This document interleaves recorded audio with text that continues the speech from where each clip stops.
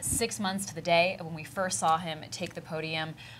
We are talking about that and what the shakeup means for the White House, what it means for their messaging, but also just for sort of who's in control behind the scenes in the Trump administration. Ashley, was this a surprise today?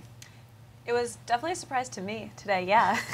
I mean, there has been a lot of question about Sean Spicer and how long he might stay in this administration. Why were we even asking that question?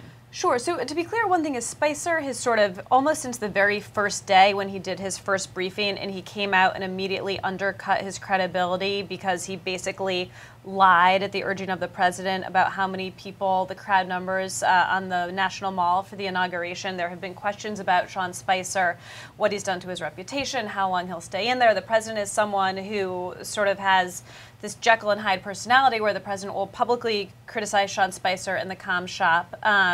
He'll privately ask his friends, do you think I should let Spicer go? What should I do? He's a disaster. And then the next day he will, this sounds a little hard to reconcile, but he'll call Sean Spicer at home and say, don't let the media get you down, you're my guy, you're doing a great job. And so there have been these questions almost every single day, but I have to say, Spicer, for whatever reason, it seemed like until today, had made the decision that he was going to weather a number of indignities, from being forced by the president to go out and lie, to being mocked on Saturday Night Live, to he's a devout Catholic. He went on the president's foreign trip. He was so excited to meet the Pope.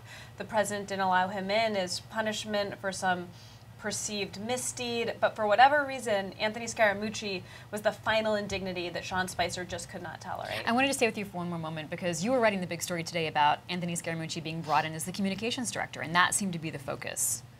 Yeah, so this morning that was what we thought was going to happen. We thought the big story was going to be, we'd been hearing rumblings that Scaramucci had met with the president, that there was a big meeting yesterday in the Oval Office, that he was going to be brought in as comms director. And we knew that both Spicer and Reince had clashed with him and were objecting. And so it felt like the story was that Anthony Scaramucci, over the violent objections of the chief of staff and also over Spicer, was going to get this job anyhow, but we didn't realize that that would lead Spicer to actually resign.